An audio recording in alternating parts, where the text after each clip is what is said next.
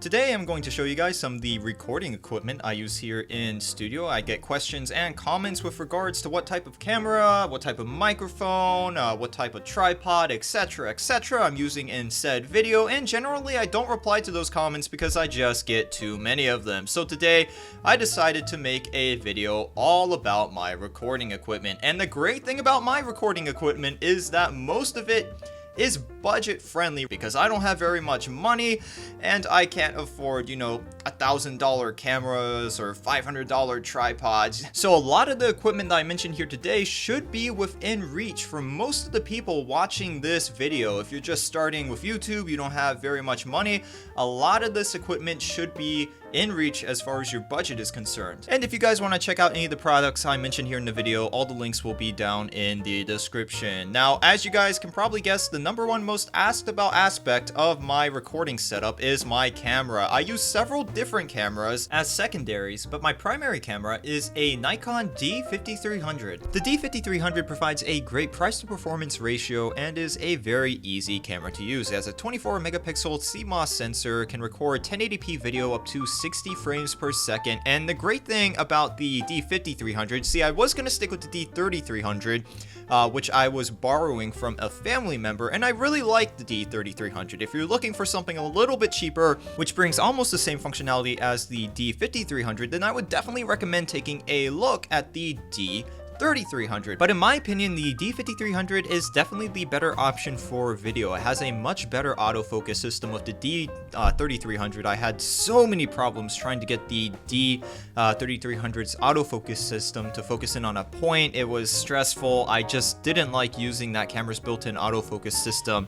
A lot of times I would just give up and try to focus it myself. With the D5300, I don't have that problem. The autofocus system on the D5300 is great.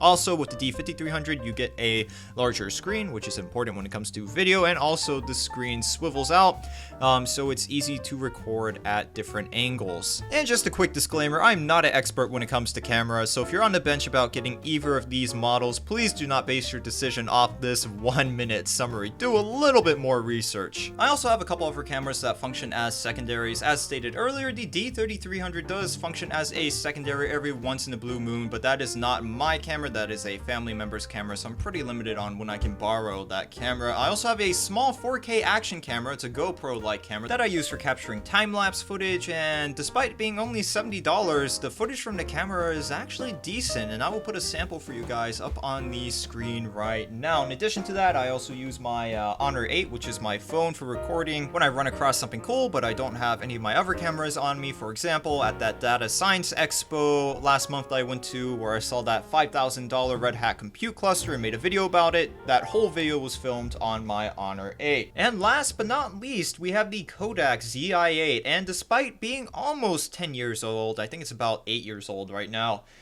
this is still an okay camera to pull out every once in a while just to capture a little bit of video. This is the camera that I started off on. It's not amazing. I mean, the video quality isn't mind-blowing or anything. It's definitely not comparable to the D5300. The D5300 just blows this thing out of the water, but it is extremely portable. It takes 1080p video at 30 FPS, 720p video at 60 FPS. It has a built-in USB male plug, so you can plug this thing right into your computer, an audio jack for a microphone.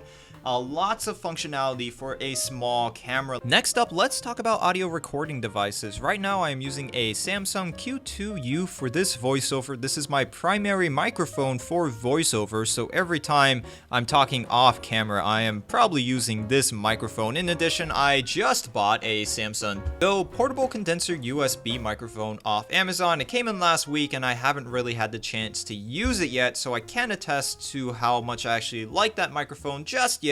When I'm on camera, I use a newer condenser microphone in combination with a Initech Phantom power supply, which is hooked up directly to my Nikon D5300, and I'll put a sample of that audio up right now. As most of you already know, 2 weeks ago I replaced my IBM/Lenovo T60 with a Lenovo T430.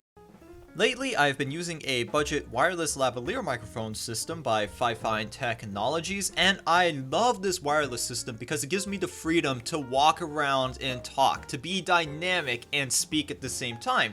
And that's how I like to give presentations. I just think that dynamic speaking makes things a little bit more interesting for the audience, and honestly, it's more fun for me as well than just sitting there and talking into a microphone. Now, unfortunately, the audio quality of this lavalier system isn't quite up to par with the sound quality from my wired microphone. Some people have complained about the sound quality from the lavalier microphone. There is a little bit of static present in the background, and the audio does sound a little bit muffled, but if you're just looking for something to start off with under 50 bucks, then I would highly recommend taking a look at this Fifine wireless lavalier microphone system. And of course, I'll throw up a sample of audio recorded using this microphone right now. Hello guys, and welcome to this installment of AA Computers and Technology. Right in front of me, you can see the Lenovo ThinkPad X220 that I purchased last week off eBay. I made a video last week all about this. If you want to check the video out, it will be down in the description. Now, a lot of beginners tend to overlook their tripods, and rightfully so. If you can barely afford a camera, why do you care about what type of tripod you're using? You're probably just gonna go with the $9 tripod off Amazon and call it a day, right?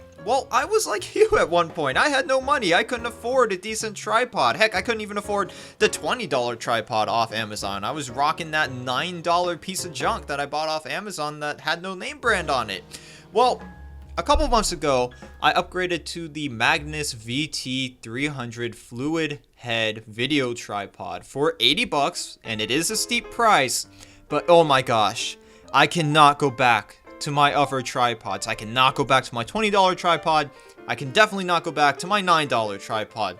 It makes a world of difference, this tripod does. It is absolutely amazing. Pans and tilts are smooth as butter, and thanks to its structural integrity, it doesn't shake every time I try to pan or tilt the camera. It doesn't completely ruin the shot. It has made filming so much easier. I cannot stress how important it is not to skip out on your tripod, and I didn't think I was missing out on anything. I thought I was fine with the cheap, $9 tripod, and it makes a world of difference. It really does. So if you have the budget and you're looking to upgrade your equipment, I would definitely recommend going for a Magnus tripod. In particular, this Magnus VT300. It's one of the more affordable fluid head tripods on the market. It's still coming from a great name, and build quality is outstanding.